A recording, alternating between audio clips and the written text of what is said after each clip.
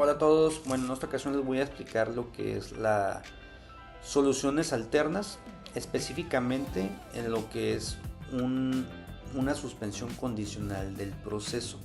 Para eso lo hace mención el artículo 184 del Código Nacional de Procedimientos Penales.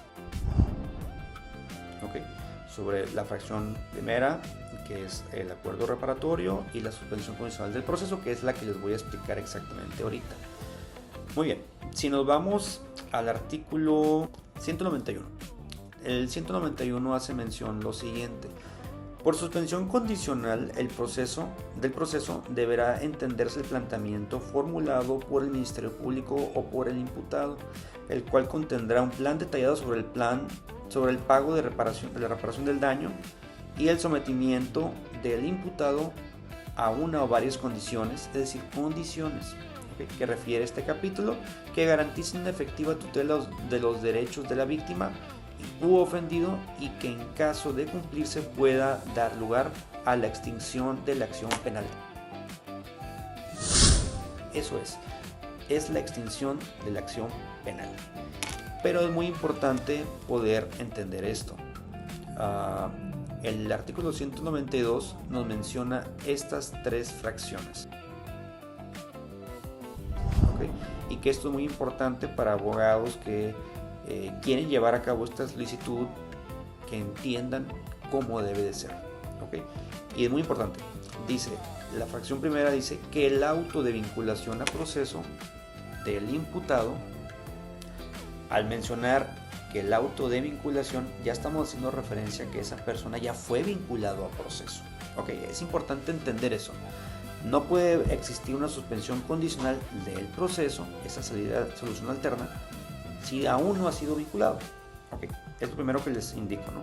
Y que tenemos que tener muy bien identificados. Dice que la autovinculación al proceso del imputado se haya dictado por un delito cuya media aritmética de la pena de prisión no exceda de 5 años. Y muchos dirán, bueno, ¿y cuál es la media aritmética? ¿Cómo la saco?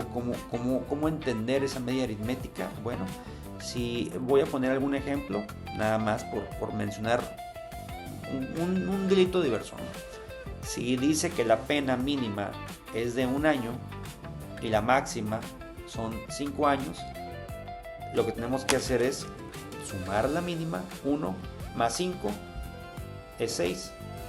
Entre 2 nos da 3. No supera de esos 5 años. Esa es la media aritmética. Se suma el mínimo con el máximo y se divide entre 2.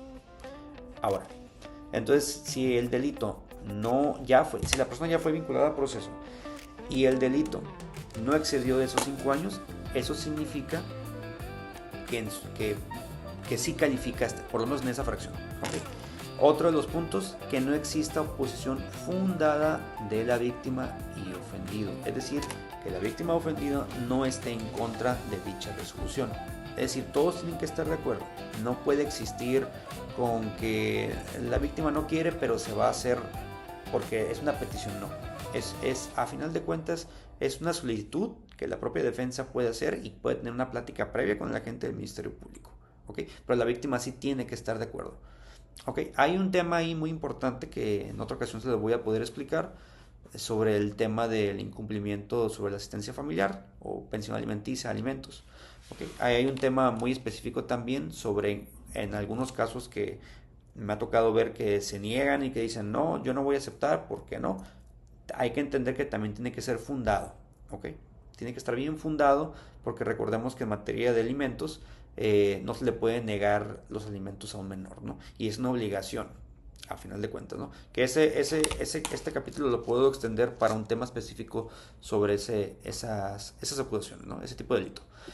En la fracción tercera, que dice que haya transcurrido 2 años desde el cumplimiento o 5 años desde el incumplimiento de la suspensión condicional anterior en su caso.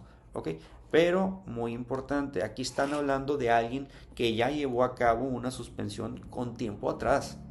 No es para todos. Entonces, si una persona nunca lleva una suspensión condicional, está bien. O si ya lo llevó, que pues cumpla con ese requisito, ¿no? Que no existe una posición fundada de la víctima ofendida, está muy bien. Y la fracción primera, como lo mencioné, que el auto de vinculación a proceso se haya dictado por un delito cuya media aritmética de la pena de la prisión preventiva no exceda de 5 años. Pero les voy a comentar algo muy importante. Muchas veces se puede llevar a cabo lo que es una reclasificación al momento de que formulan la acusación. Estamos hablando que aquí se vinculó a proceso, se llevó a cabo el cierre de investigación complementaria y posteriormente a eso se formuló la acusación y muchas veces pues, se pudo ver reclasificado por un delito que sea menor, pero si en su momento, al momento de que se vinculó a proceso esa persona, el delito por el cual fue vinculado a proceso, es muy importante, y que excedía 5 años la media aritmética, aunque se haya reclasificado posteriormente por un delito que no exceda de ese periodo, no califica.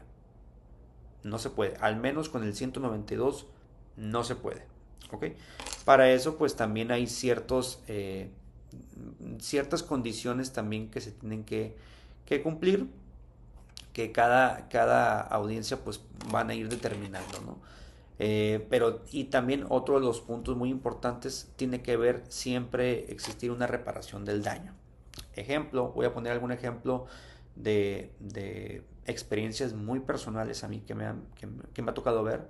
Por ejemplo, en delitos de violencia familiar, que se otorga lo que es la suspensión condicional, no hay ninguna oposición por parte de la víctima y que la media aritmética no excedió de los 5 años y que también incluso esa persona, vamos a imaginar, nunca ha llevado una suspensión condicional, es decir, que cumple con esos requisitos para que se pueda llevar la suspensión condicional, debe de existir un plan de reparación del daño. Siempre, muy, pero muy importante. Por ejemplo, vuelvo a repetir, en mi experiencia personal, lo que me ha tocado a mí ver en audiencias es que la reparación del daño puede ser una cantidad que se paga para que la víctima pueda llevar a cabo terapias psicológicas.